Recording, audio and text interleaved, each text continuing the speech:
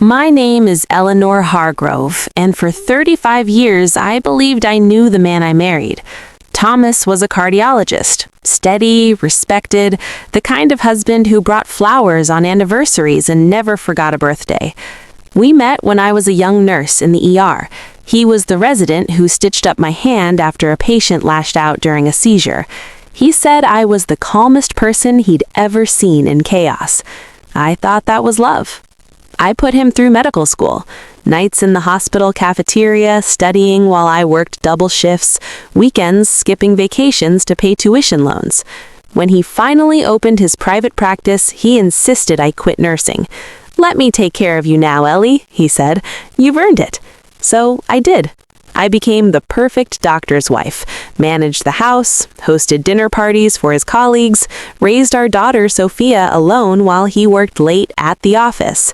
Sophia grew up admiring her father, the elegant man in suits who could diagnose a heart murmur from across the room. She became a graphic designer, married young, moved to the city. We were close, the three of us. Or so I thought.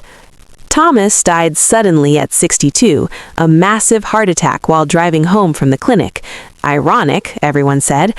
The church was packed for the funeral. Patients, colleagues, old friends. St. Mary's, the same church where we married.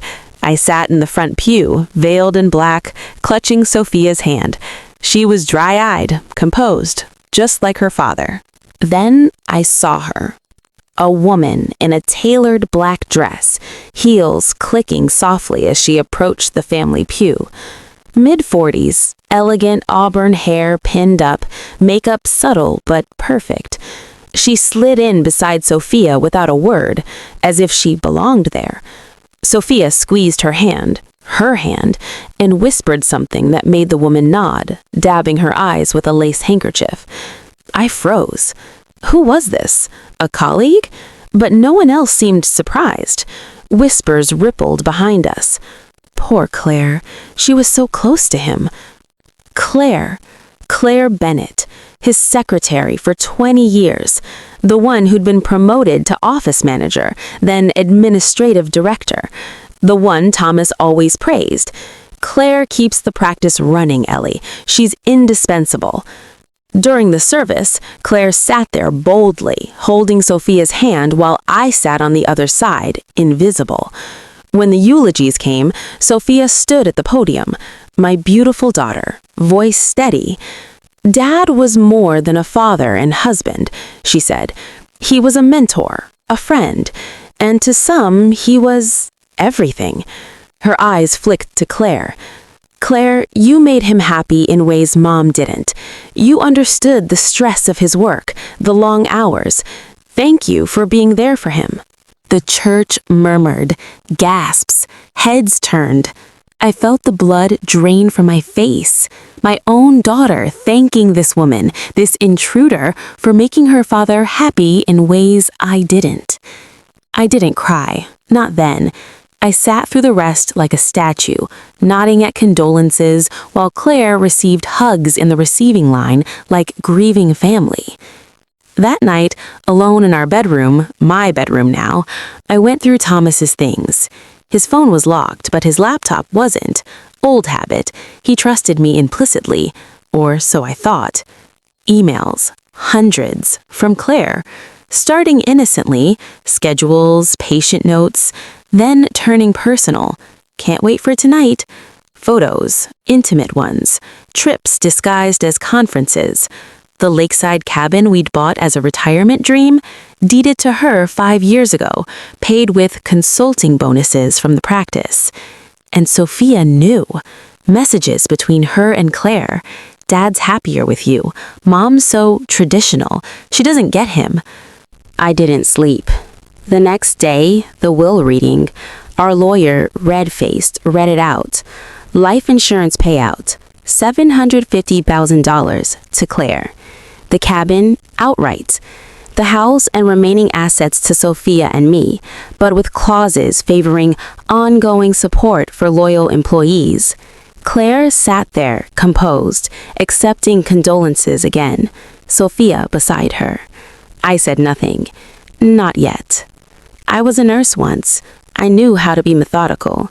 I hired a forensic accountant, quietly, an old colleague from the hospital days.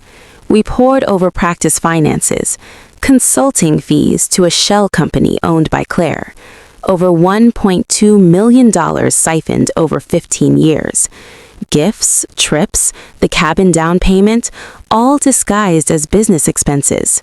Embezzlement, fraudulent transfers from marital assets. I sued. Not just Claire, the estate, the practice partners who looked away. It dragged on for 18 months. Discovery was brutal. Depositions where Claire claimed it was all legitimate compensation for extra duties. Sophia testified for her at first. Dad loved her. Mom was distant, always complaining about his hours. But the evidence was ironclad. Bank records, emails, witness statements from staff who'd suspected for years. The judge, a no-nonsense woman who'd seen too many of these, ruled in my favor. Fraudulent transfers voided. Claire ordered to repay every cent, plus interest. Over $1.5 million. She had to sell the cabin, liquidate investments, lost her job when the practice settled to avoid scandal, moved away, some said to Florida, broke and disgraced. Sophia was furious. Cut contact. You're destroying Dad's legacy, she screamed over the phone. He worked hard. You just want revenge. I didn't. I wanted justice for the years I sacrificed, for the lies. Life went quiet.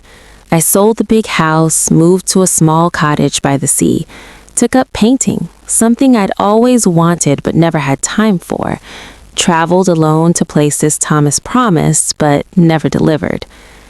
3 years later, a call. Sophia. Voice broken.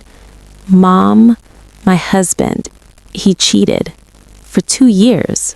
With his assistant. She showed up at my door, eyes swollen. We talked all night. She confessed. She justified Thomas's affair because it mirrored what she wanted to believe, that true love excuses everything. But living it, the humiliation, I was wrong, she whispered, about everything. Dad, Claire, you.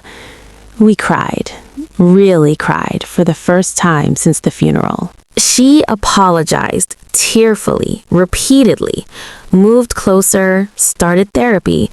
We rebuilt slowly. Now at 70, I sit on my porch watching waves. Sophia visits often, brings her kids, my grandbabies. We laugh about old times, careful around the scars. Claire? Gone. The cabin? I bought it back at auction, cheap. Rented out now. Proceeds to a women's shelter. Thomas's grave? I visit sometimes, not to mourn the man I thought he was, but to remind myself I survived. I won. And in the end, the front pew was mine all along.